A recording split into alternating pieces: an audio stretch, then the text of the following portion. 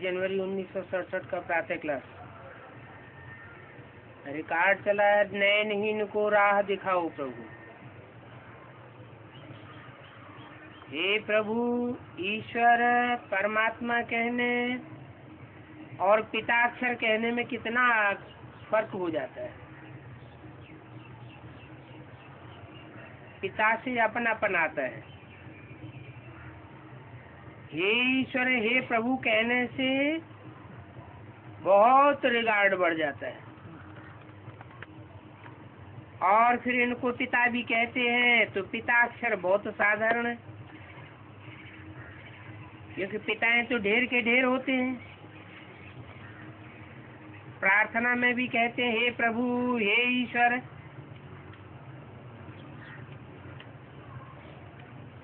बाबा कहीं नहीं कहते।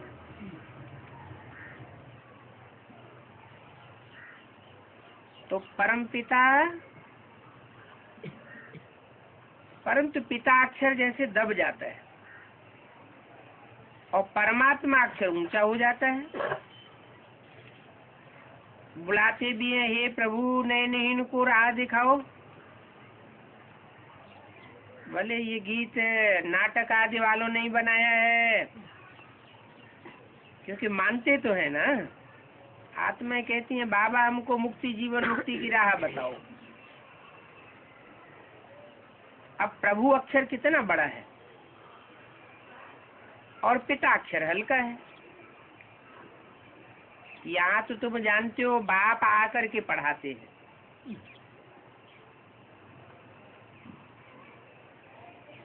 लौकिक रीत तो पिताएं बहुत होते हैं। भक्ति मार्ग में भी बुलाते हैं, तुम माता पिता हम बालक तेरे। तो कितना साधारण अक्षर है। ईश्वर व प्रभु कहने से समझते हैं कि वो तो क्या नहीं कर सकते। अभी तुम बच्चे जानते हो बाप आया हुआ है और रास्ता बहुत सहज बताते हैं। बाप कहते हैं मेरे बच्चे, तुम रावण की मत पर काम चिता पर चढ़ करके भस्मीभूत हो गए हो। अभी मैं तुमको पावन बनाकर घर ले जाने आया हूँ, इसलिए आया हूँ। एक तो पावन बनाने के लिए आया हूँ और दूसरे पावन बनाकर घर ले जाने के लिए आया हूँ। बाप को बुलाते भी इसलिए हैं कि आकर के पति से पावन बनाओ।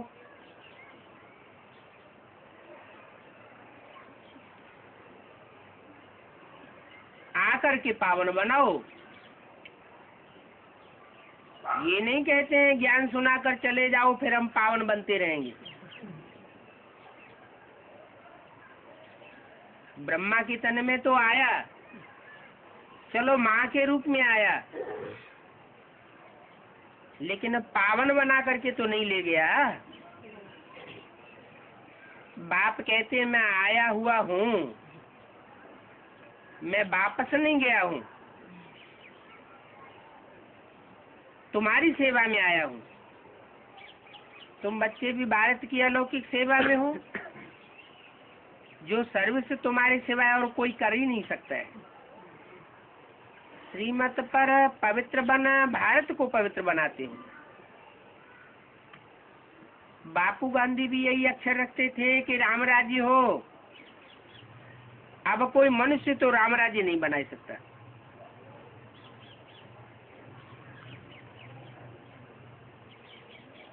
राम का राज्य राम ही आकर के बनावेंगे। वो राम मंदिर बनाने के लिए कितने झगड़े करते हैं, उनको भी कोई समझाता नहीं है। मंदिर माना घर है, तो राम अपना मंदिर कहो, घर कहो, अपने आप ही बना लेंगे। तुम क्यों आपस में झगड़ते हो?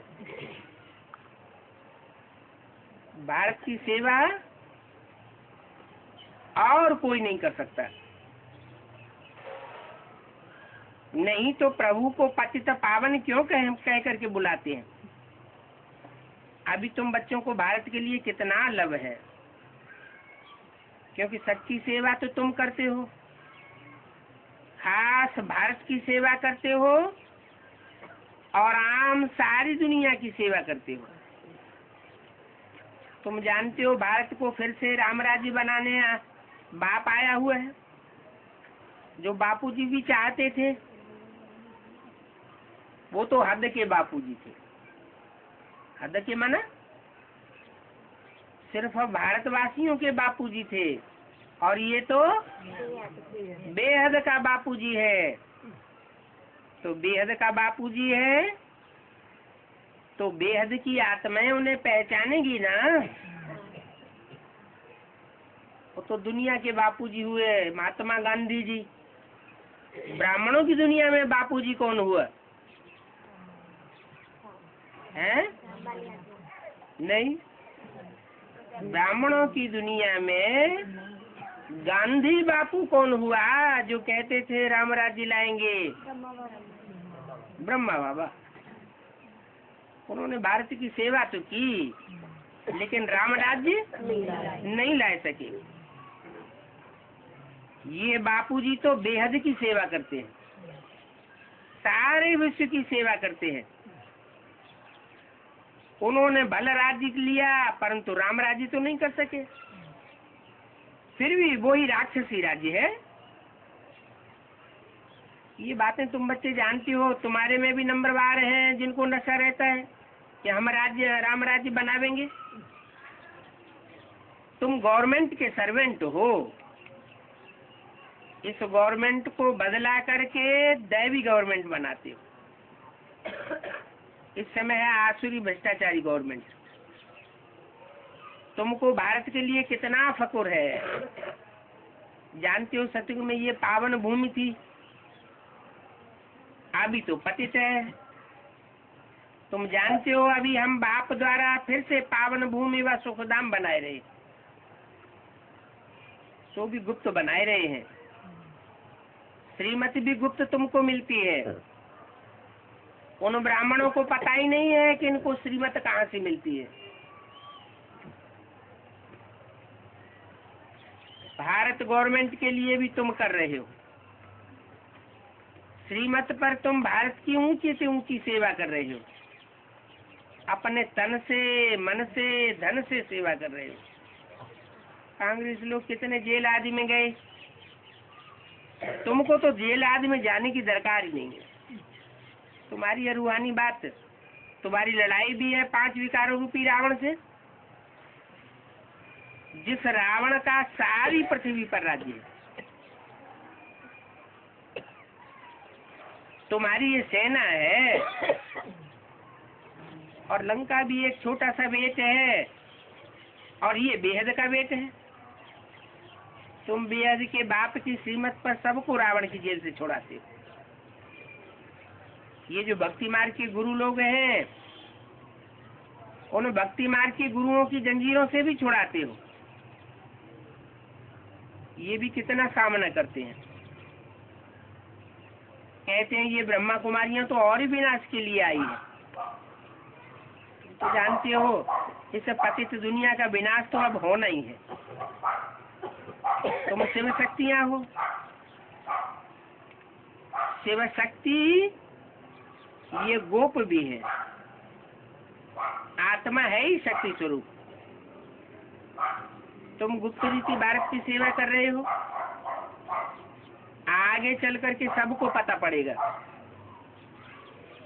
तुम्हारी है श्रीमत पर रूहानी सेवा। उन कांग्रेसियों ने जिन्होंने मदद की है, उनको कितनी मदद मिलती है। कोई प्रेसिडेंट, कोई प्राइम मिनिस्टर, कोई MP आदि बनते ही रहते हैं। तुम तो अभी गुप्त हो, गवर्नमेंट जानती नहीं है। ये ब्रह्मा कुमारियां तो भारत की तन मन धन से सचखंड बनाने की सेवा में लगी हुई है। भारत सचखंड था, अभी झूठखंड है। और सच्चा तो इस दुनिया में एक ही है जो सचखंड की स्थापना करते हैं। एक माना, एक माना कौन? शिव बाप। ये तो बिंदी का नाम है। बिंदी के लिए सच्ची है, झूठी है, ये तो कहने में नहीं आता। बिंदी क्या सच्ची और क्या झूठी? सच्चा और झूठा साकार शरीरधारी के लिए कहा जाएगा या बिंदी के लिए कहा जाएगा? तो सच तो एक बाप है, बाकी सब झूठ है। कहा भी जाता है God is the truth. Truth है तो क्या स्थापन करते हैं? सच्चा है तो सत्य युग स्थापन करते हैं। झूठे होंगे तो झूठ खंड स्थापन करेंगे। तुमको सत्य नर से नारायण बनाने की शिक्षा दे रहे हैं। बाप कहते हैं कल पहले भी तुमको नर से नारायण बनाया था। किसको? सत्य नर को नारायण बनाया था। और झूठ नर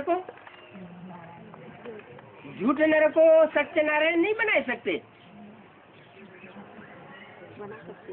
बाप कहते हैं मैं सच्चा बाप हूँ, तो सच्चे बच्चों को पसंद करता हूँ। जो झूठा पोता मिल दे देते हैं उनको थोड़ा ही पसंद करूँगा। सच्चे दिल पर साहब राजी। तो जो सच्चे सच्चे नर हैं वो नर से नारायण जैसे बन सकते हैं। रामायण में तो क्या क्या कथाएं लिख दी हैं। कहते हैं राम ने बंदर सेना ली। अभी देखो तुम बंदर मिसल बन गए हो। पहले भी बंदर मिसल थे ना। एक सीता की तो बात नहीं हो सकती। यहाँ तो सब सीताएं रावण की जेल में है, सब बंधन में। शास्त्रों में तो देखो कितनी दंत कथाएं लिख दी हैं। बंदर बुद्धि तो है ना, सीरत लेकिन बंदर जैसी है। 6 जनवरी 67 की वाणी का दूसरा पेज। बाप बैठ समझाते हैं वैसे हम रावण राज्य का विनाश कराए और राम राज्य स्थापन करते हैं, इसमें कोई तकलीफ की बात नहीं है। वो तो कितना खर्चा करते हैं। कौन?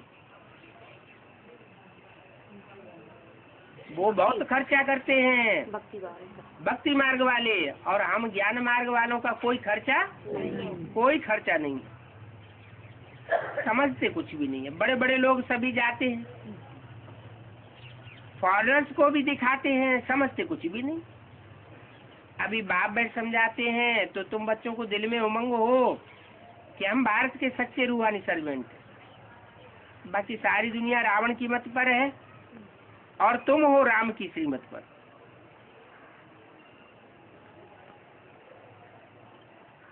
राम को क्यों जोड़ देते हैं? कृष्ण की मत पर है, इसका विरोध क्यों करते हैं? कृष्ण की मत कहें या राम की मत कहें? राम की मत प्रसिद्ध है। राम कहो शिव कहो, बात एक ही है? राम और शिव एक बात क्यों?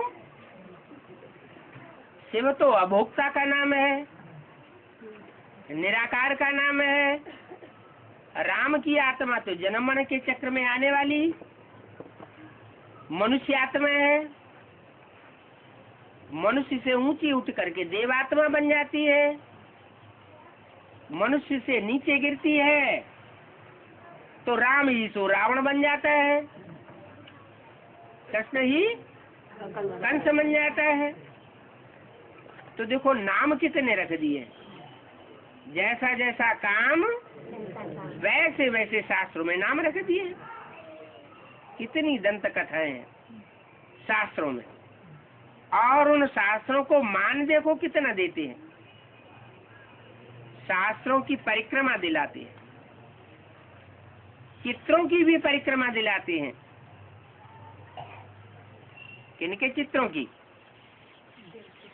देवताओं की चित्रों की। अभी जगन्नाथ है,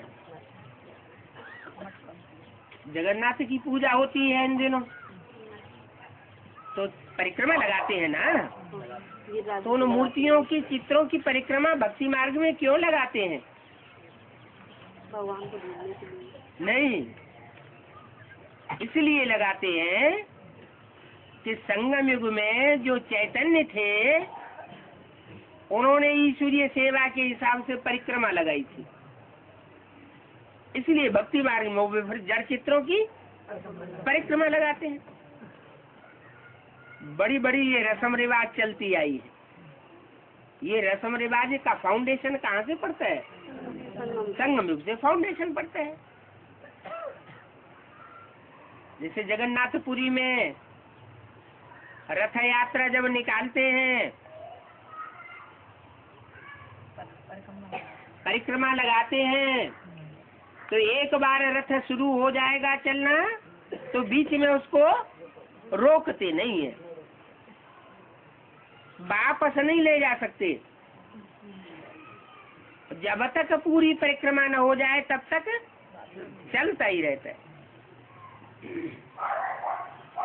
तो ये बड़ी बड़ी रस्म रिवाज हैं जो अभी तक चलती चली आई है। ये सब भक्ति मार्ग की बात है। यहाँ तो तुम देखो कितनी शांति में बैठे हो, कोई परिक्रमा आदि की बात नहीं। जानते हो हम भारत के मोस्ट वैल्यूएबल सर्वेंट हैं। हम तो गवर्नमेंट को भी चैलेंज करते हैं श्रीमत के आधार पर। कहते भी हे पतित पावन आकर के पावन बनाओ। साधु सन्यासी आदि तो पावन बनाए नहीं सकते, वो तो पावन दुनिया बैकुंठ को जानते ही नहीं है, उनका धर्म ही अलग है। तुम जानते हो सतयुग में हमको कितना सुख मिलता है, कारों का खजाना मिलता है, और वहाँ की एवरेज आयु कितनी बड़ी होती है। वो है योगी। कौन? सतयुग के देवताएं हैं योगी, और यहाँ है सब भोगी।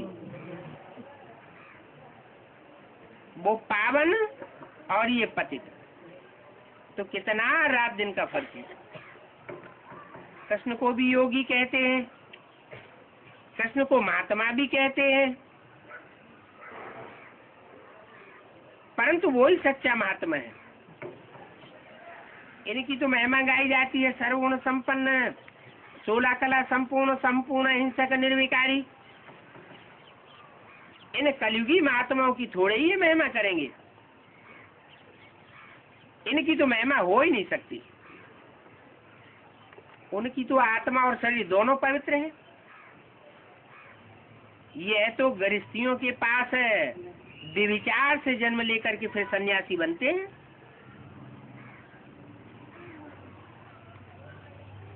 ये बातें अभी तुमको बाप समझाते हैं।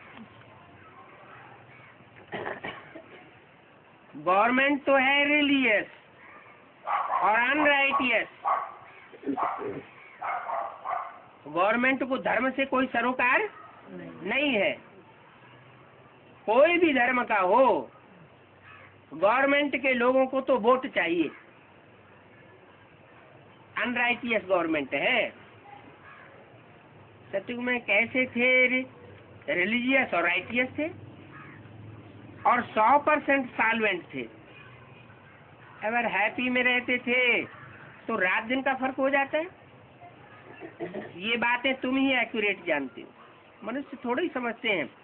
भगवान ने हमको बंदर संप्रदाय का टाइटल दिया है।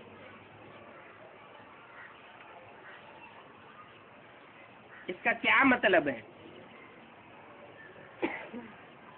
रावण ने बिल्कुल ही बंदर बुद्धि बनाई दिया, परंतु अपने को कोई भी बंदर समझते थोड़े ही है। कितने भ्रष्टाचारी हैं। हम भ्रष्टाचारी हैं ये कोई नहीं समझते। और करप्शन देखो कितनी है, कैसे कैसे किसका होता है, ये तुम जानते हो। भारत ही हेवन था, ये किसी को पता थोड़ा ही पड़ता है। अब वो हेवन भारत हेल कैसे बना? लक्ष्मी नारायण की पूजा करते हैं, मंदिर बनाते हैं, समझते कुछ भी नहीं। बाबा समझाते रहते हैं, अच्छी अच्छी पोजीशन वाले जो हैं उनको तुम समझा सकते हो। उन बिरला आदि को समझा सकते हो कि इन्होंने ये पद कैसे पाया। किन्होंने? लक्ष्मी नारायण ने ये पद कैसे पाया, क्या किया जो इनके मंदिर बनाते हो। बिगर ऑक्यूपेशन जानने और पूजा करने, ये तो पत्थर पूजा हो गई, गुणियों की पूजा हो गई। और धर्म वाले तो जानते हैं,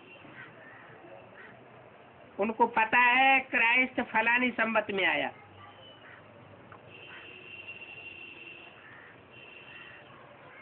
इन प्रेसेप्टर्स को गुरु कहते हैं, परंतु वास्तव में गुरु होते नहीं हैं। सतगुरु तो एक ही बाप है, बाकी सब नाम मात्र गुरु है। वे सब हैं भक्ति मार्ग के गुरु। सतयुग त्रेता में गुरु होता ही नहीं है। क्यों? क्यों नहीं होता है? सतयुग त्रेता में गुरु इसलिए नहीं होता कि वहाँ दुर्गति ही नहीं होती। गुरु होता है सदगति कराने के लिए।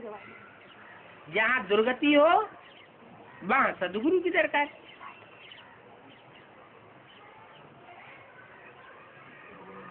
तो तुम बच्चों को कितना रूहानी गुप्त पुरुषार्थ होना चाहिए और रूह को खुशी होनी चाहिए। आधा कल्प देह अभिमानी बने हैं, अब बाप कहते हैं अशरीरी बनो। अपन को आत्मा समझो। हमारी आत्मा किससे सुन रही है? बाबा से सुन रही है। और कोई से हमारी आत्मा सुनने वाली नहीं है। और सत्संगों में कब ऐसा नहीं समझावेंगे क्या कि हमारी आत्मा भगवान बाप से सुन रही है। ये रूहानी बाप रूह को बैठ समझाते हैं क्या? जो देह अभिमानी होकर के बैठे होंगे उनकी समझ में ये ज्ञान आवेगा नहीं। जो आत्मा बन करके बैठे होंगे उनको बाप पढ़ाते हैं। रूह ही सब कुछ सुनती है। आत्मा कहती है मैं प्राइम मिनिस्टर हूँ, फलानी हूँ। आत्मा ने शरीर द्वारा कहा कि मैं प्राइम मिनिस्टर बनी। अभी तुम कहते हो हम आत्मा पुरुषार्थ करके स्वर्ग का दैवी देवता बन रहे हैं। मैं आत्मा इस शरीर द्वारा फलाना बना हूँ। तो अहम आत्मा और मम ये शरीर। देही अभिमानी बनने में बड़ी मेहनत है। घड़ी घड़ी अपन को आत्मा समझ बाप को याद करते रहो तो विकर्म विनाश हो जाएगा। तो मोस्ट ओबीडियंट सर्वेंट हो, कितना बड़ा कर्तव्य करते हो, और वो भी गुप्त रीति करते हो। गुप्त नशा रहना चाहिए। हम गवर्नमेंट के रूहानी सर्वेंट हैं। हम भारत को स्वर्ग बनाते हैं श्रीमत पर। बापूजी भी चाहते थे नई दुनिया में नया भारत हो, नई दिल्ली हो, परंतु अभी तो नई दुनिया है ही नहीं। ये पुरानी दिल्ली कब्रिस्तान बननी है। क्या क्या होगा? कब्रिस्तान माना मुर्दे गाड़े जाएंगे। सारे भारत के मुर्दे दिल्ली में गड़ेंगे? नहीं, ये पुरानी दिल्ली सारी की सारी देह अभिमानियों का गढ़ बन जानी है। कब्र दाखिल हो जाएंगे। अभी इसको परिस्तान थोड़े ही कहेंगे। जब परिस्तान होगी तो ज्ञान परियों का स्थान होगा। ज्ञान योग के पंखों से उड़ने वाली परियों का स्थान बन जाएगा। नई दुनिया में परिस्तान नई दिल्ली बनाए रहे हैं। ये बड़ी समझ की बातें हैं। ये बातें कभी भूलनी नहीं चाहिए। क्या कि अभी जो दिल्ली है वो कब्रिस्तान बनेगी। कब्रिस्तान से फिर परिस्तान बनेगी। दुनिया में सबसे जास्ती खून की नदियां कहाँ बहती हैं? भारत में बहती हैं। और भारत में भी भारत की राजधानी दिल्ली है। दिल्ली पहले कब्रिस्तान बनती है, फिर बाद में परिस्तान बनती है।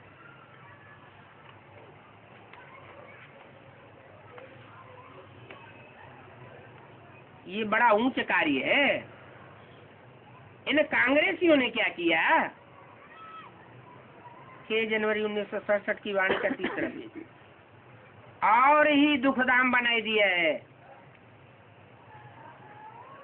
ड्रामा प्लान अनुसार ये षष्ठी पुरानी होनी ही है, क्योंकि दुखधाम है ना। अभी दुख हरता सुख करता एक बाप को कहा जाता है। तुम जानते हो बाप हर 5000 वर्ष बाद आकर के दुखी भारत को सुखी बनाते हैं। किसको? भारत को। भारत जड़ जमीन का नाम है।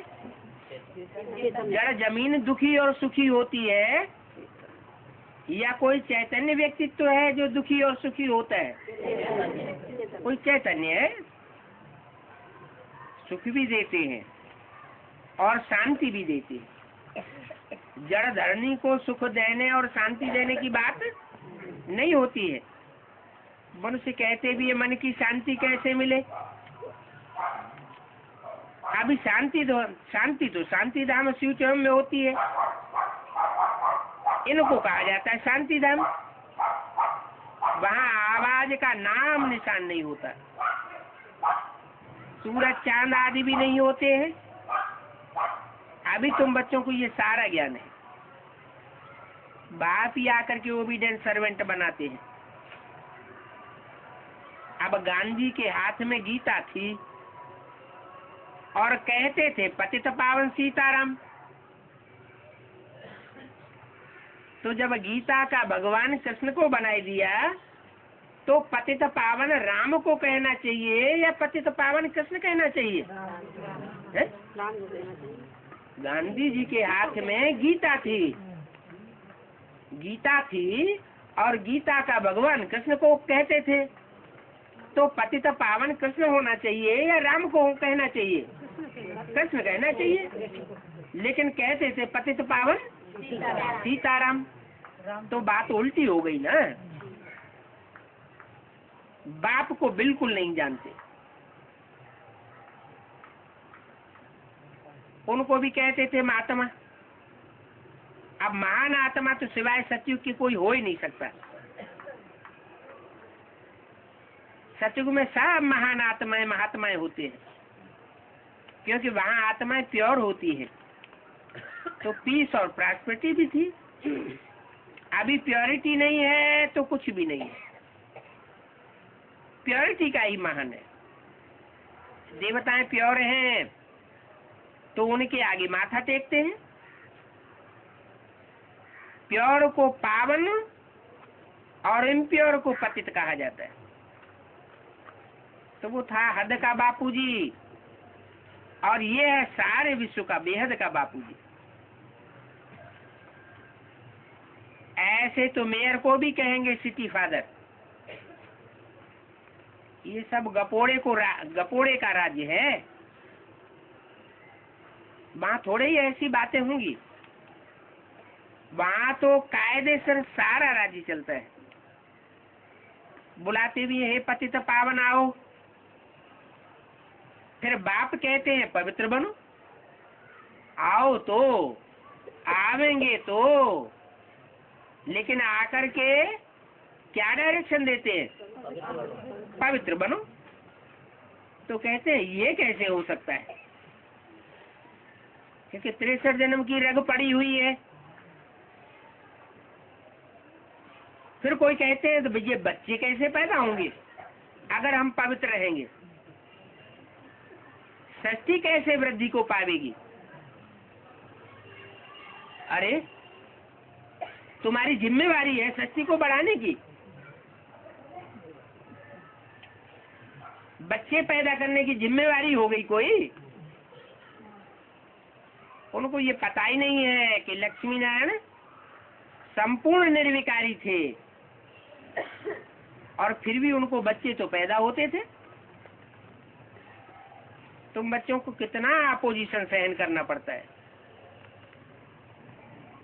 घर परिवार वालों का अपोजिशन, गांव वालों का अपोजिशन, समाज का अपोजिशन, सरकार का अपोजिशन, और फिर ब्राह्मण परिवार में भी अपोजिशन,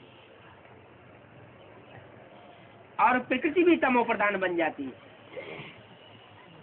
तो प्रकृति भी अपोजिशन करती है, ये शरीर के 5 तत्व भी अपोजिशन करते हैं। ड्रामा में जो कल पहले हुआ है वो ही रिपीट हो रहा है।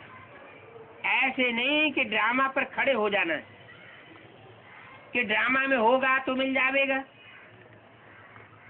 स्कूल में ऐसे बैठे रहने से कोई पास हो जाएगा क्या? पढ़ाई तो पढ़नी पड़े ना। हर एक चीज के लिए मनुष्य का पुरुषार्थ चलता है।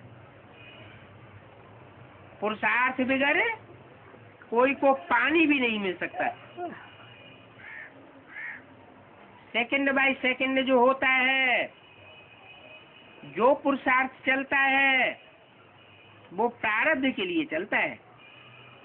ये बेहद का पुरुषार्थ करना है और बेहद के सुख के लिए करना है। ऐसे नहीं, हम जो पुरुषार्थ कर रहे हैं वो इस जन्म के लिए कर रहे हैं, इस शरीर की प्राप्ति के लिए कर रहे हैं। नहीं, हमारा पुरुषार्थ स्वार्थ के लिए नहीं है। स्व माने अपने, और रथ माना शरीर। माना हम जो भी पुरुषार्थ करते हैं उस पुरुषार्थ की प्रारब्ध हम इस जन्म में इस शरीर के लिए नहीं कर रहे हैं। कहाँ के लिए कर रहे हैं? अगले 21 जन्मों के लिए। तो उसको स्वार्थ नहीं कहेंगे। इस जन्म के लिए जो किया जाता है वो है स्वार्थ, और भविष्य 21 जन्मों के लिए जो हम पुरुषार्थ करते हैं वो है निस्वार्थ। आत्मा के लिए है, शरीर के लिए नहीं है।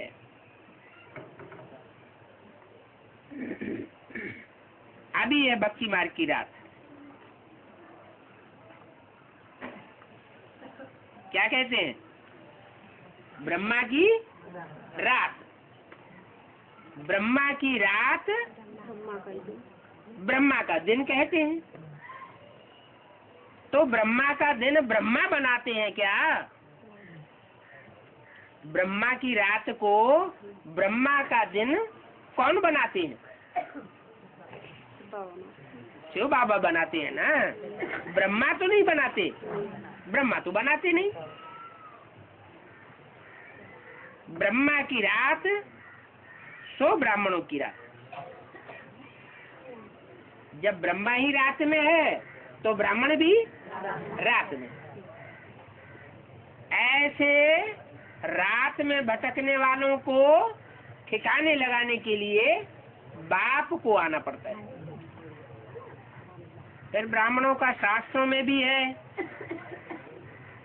समझ से कुछ भी नहीं। ये बाबा खुद भी बैठ करके रामायण, गीता, भागवत आदि सुनाते थे। पंडित बन करके बैठते थे। अभी समझते हैं वो तो भक्ति मार्ग की बातें। अभी भक्ति मार्ग का आधा कल्प पूरा होता है,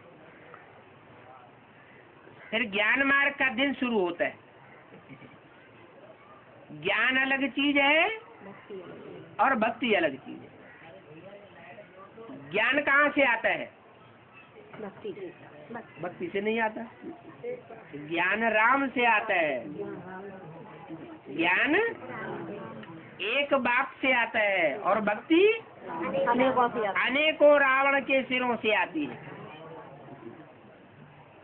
भक्ति का बहुत आडंबर है और ज्ञान का आमद आडंबर कुछ भी नहीं है।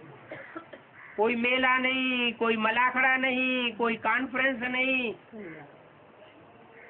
कोई प्रदर्शनी नहीं, कोई दिखावा नहीं, कोई बड़े बड़े महल माड़ियाँ अटारियाँ बनाने की दरकार नहीं। कोई के पास एक कमरा है, उसी कमरे में अपना खाना बनाए, सो जाए, उसी कमरे की सफाई करके क्लास लगाए। अलग से मकान बनाने की कोई दरकार नहीं है, कोई खर्चा खूटा नहीं। तो भक्ति मार्ग में तो बहुत आडंबर है। बाप कहते हैं तुम काम शिक्षा पर बैठ करके सभी काले बन गए हो।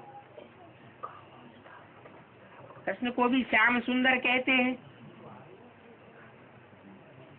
तो जरूर काम शिक्षा पर बैठा होगा तो श्याम बना होगा, और ज्ञान शिक्षा पर बैठा होगा तो सुंदर बना होगा। वो गुरु लोग तो समझते हैं कि श्याम जो है वो दादा लेखराज के जीवन में जो जीवन यापन किया वो श्याम का पार्ट है, और सतयुग में पैदा होगा तो सुंदर होगा। अब श्याम सुंदर एक शरीरधारी का नाम है या दो शरीरधारियों का नाम है? तो ये बात तो गलत हो जाती है कि इस जन्म में ब्रह्मा बाबा श्याम थे और सतयुग में जाके सुंदर कृष्ण के रूप में जन्म लेंगे। तो वो गायन नहीं है। सतयुग का कोई गायन शास्त्रों में नहीं है। कहाँ का गायन है? कैसे? कृष्ण की आत्मा जिस किसी ब्राह्मण बच्चे में प्रवेश करती है तो पहले वो श्याम पार्ट बजाती है, काला पार्ट बजाती है, और फिर पुरुषार्थ करते करते उसी शरीर से कंचन काया बनती है तो सुंदर कहा जाता है। एक ही शरीर से श्याम और एक ही शरीर से सुंदर। ऐसा श्याम सुंदर और कोई धर्म में नहीं है। न इतना श्याम बनता है कोई धर्म का धर्म पिता, और न इतना सुंदर बनता है। विष्णु को भी और राम को भी कहीं श्याम और कहीं सुंदर बनाए देते हैं। अच्छा, मान लो कृष्ण को तक्षक सर्प ने डसा, फिर राम को किसने डसा? वो क्यों काला हो गया?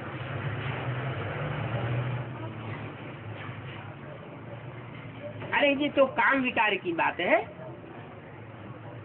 काम विकार रूपी सर्प ने राम को भी डसा और कृष्ण को भी डसा। एक ही शरीर में दोनों आत्माएं काम करती है। राम का भी चोला है अंतिम 84वें जन्म का, और उसमें कृष्ण की सोल भी प्रवेश करती है चंद्रमा के रूप में। ज्ञान चंद्रमा है ना, शीतल शीतल है, ज्ञान प्रकाश की किरणें दी है ना। कोई को कठोर वचन बोले क्या? नहीं बोले। तो जैसे माँ बच्चों को लोरी देती है, ऐसे ब्रह्मा ने भी लोरी दे करके ज्ञान सुनाया। कोई बच्चों को तंग दुखी नहीं किया, खुद करके दिखाया। बच्चों से अपेक्षा नहीं की कि बच्चे करें ही करें। तो ऐसा शीतल ज्ञान प्रकाश देने वाला ज्ञान चंद्रमा जब शरीर छोड़ता है और कोई ब्राह्मण बच्चे में प्रवेश करता है, तो शास्त्रों में लिखा हुआ है कि उसको तक्षक सर्प ने डसा। तो साबित हो जाता है जिसको राम को जिसने डसा, कृष्ण को भी उसी ने डसा। क्योंकि शरीर तो एक ही होता है और एक ही शरीर में दो आत्माएं काम करती हैं।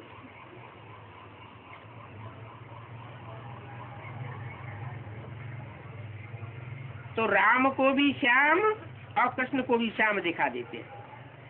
शिवलिंग भी कोई कोई सफेद बनाते हैं और कोई काला बनाते हैं। भक्ति मार्ग में शिवलिंग को सफेद संगमरमर का पत्थर का भी बनाते हैं और फिर काले पत्थर का भी बना देते हैं। इसका मतलब राम भी काला, कृष्ण भी काला और शिव भी काला दिखाई दिए। अब शिव तो कभी काला बनता ही नहीं। शिव तो अभोक्ता है, जो भोगी होगा वो काला बनेगा। जो भोगी है ही नहीं, उसके गोरे और काला बनने की बात ही नहीं पैदा होती। तो भक्ति मार्ग में तो जो आया सो करते जाते, लेकिन है यादगार कहाँ की? संगम युग की यादगार। तो शिवलिंग जो है वो भी शरीरधारी की यादगार है। उसमें जो बिंदु है वो शिव की यादगार है। लिंग जो रूप बनाते हैं उसको हाथ पांव नाक आंख कान नहीं दिखाते। इसका मतलब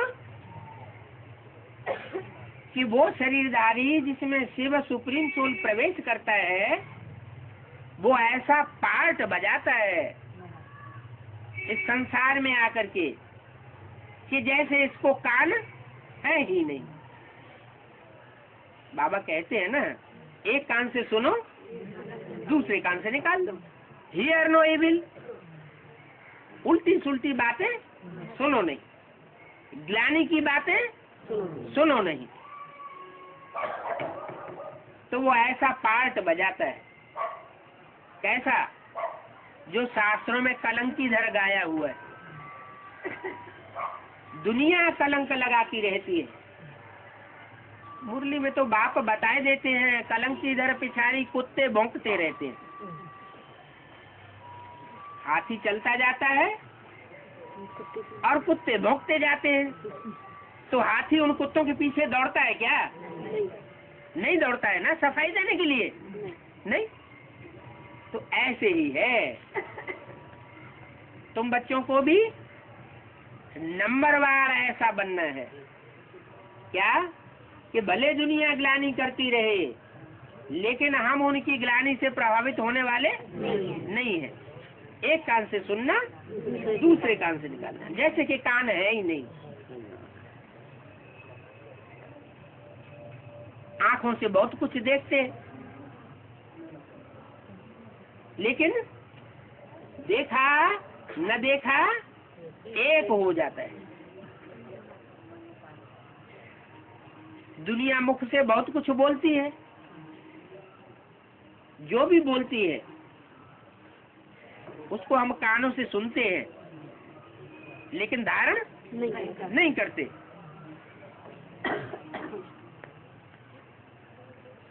तो लिंग के लिए भी ये गायन हो जाता है भक्ति मार्ग में, कि लिंग को भी काला बनाए देते हैं। वो लिंग किसकी यादगार है? वो भी प्रजापिता की यादगार है। लिंग भक्ति मार्ग में शुरुआत में हीरे का बनाते थे,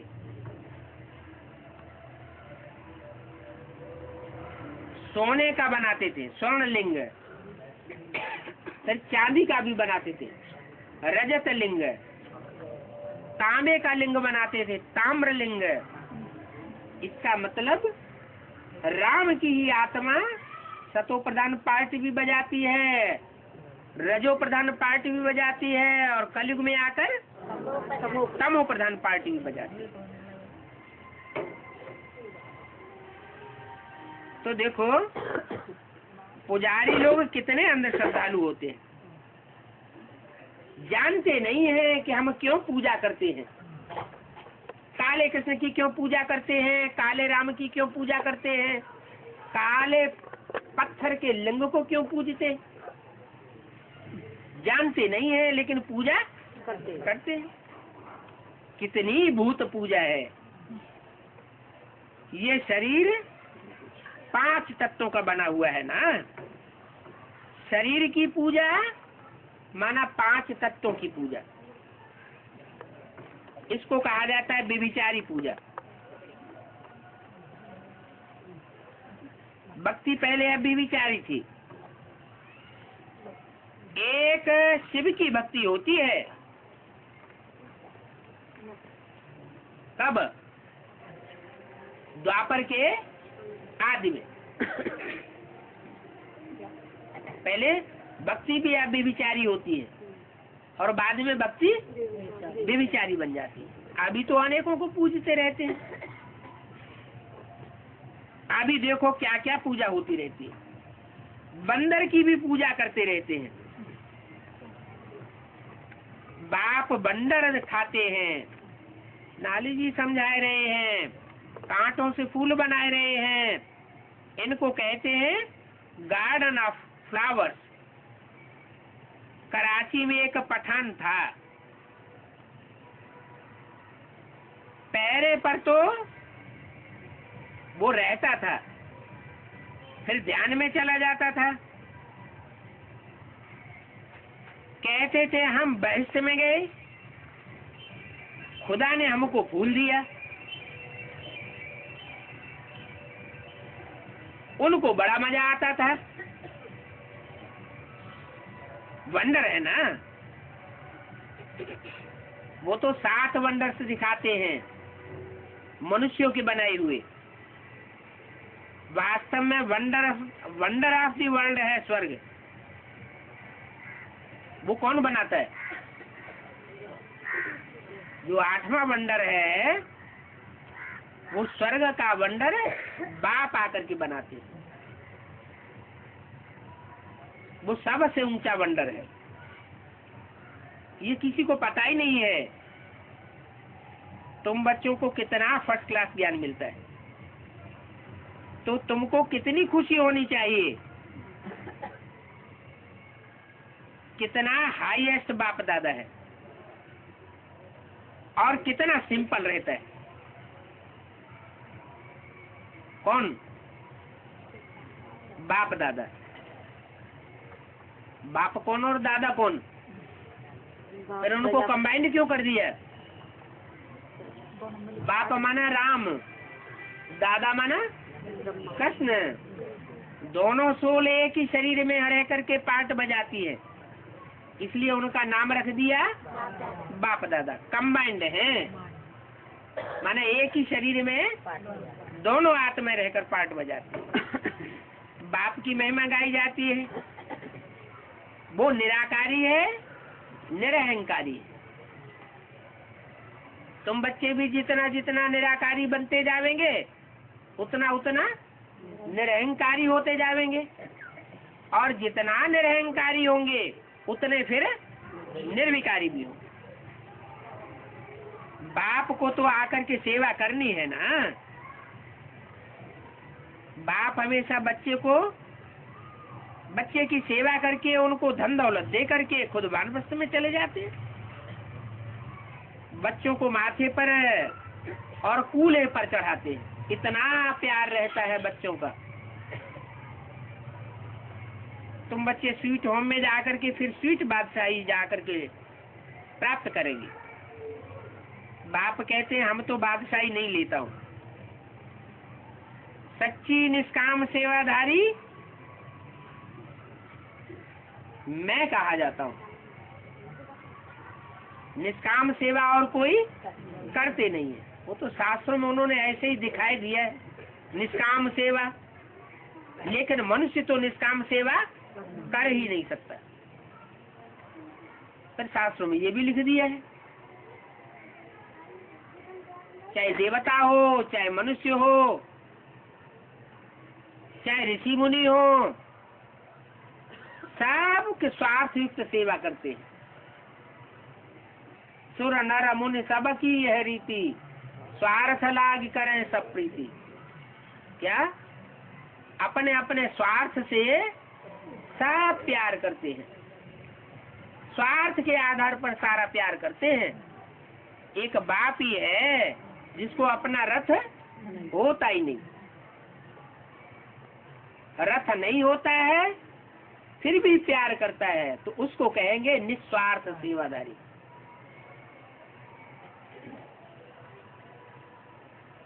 तो बच्चों को कितना खुशी होनी चाहिए, परंतु माया बच्चों को भुलाए देती है।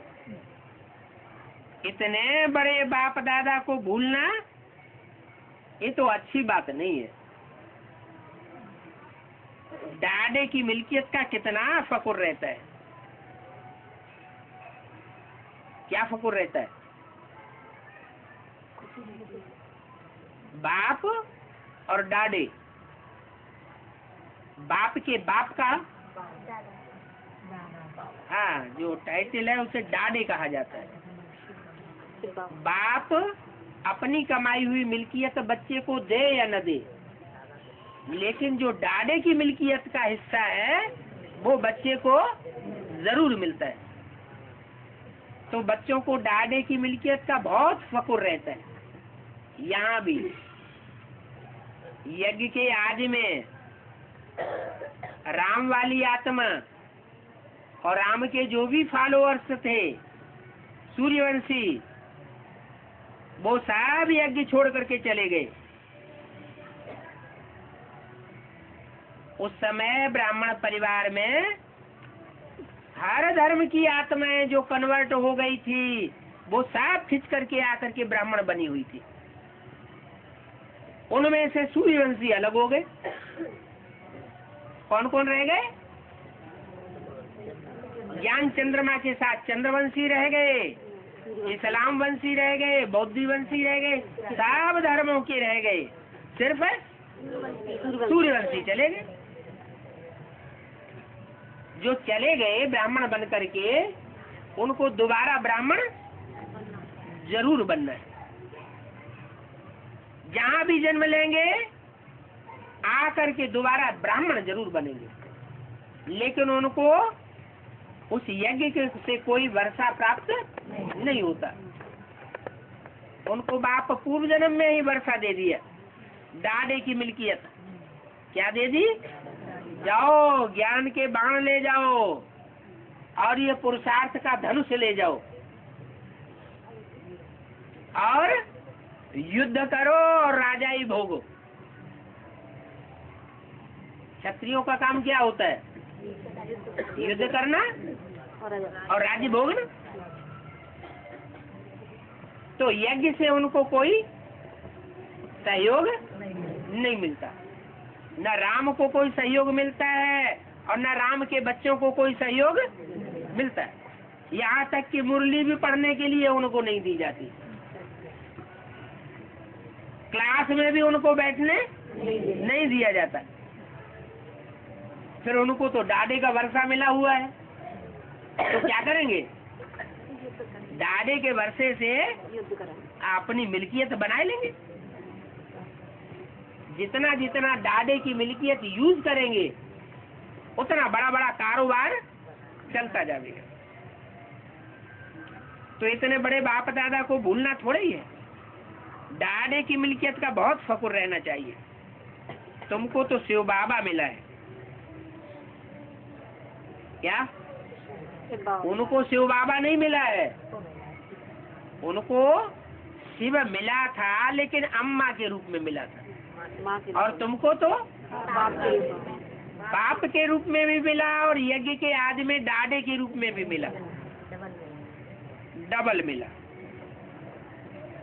तो तुम्हारे पास शिव बाबा की मिल्कियत है, शिव बाबा की मिल्कियत है ज्ञान रतन। मुरली से प्यार, हाँ ना मुरलीधर से प्यार। उनको दीदी दादी दादाओं से प्यार है और तुमको मुरली से प्यार है। बाप कहते हैं अभी मुझे याद करो और दैवी गुणों को धारण करो। क्या? देवताई गुणों में और बंदर के अवगुणों में अंतर तो होता है। तुम्हारी बंदर सेना, तो बंदरों को किस लायक बनाता हूँ? मंदिर लायक बनाता हूँ। तो खास सब्जेक्ट कौन सा बनाना पड़े? दैवी गुण धारण करने पड़े। ओम शांति।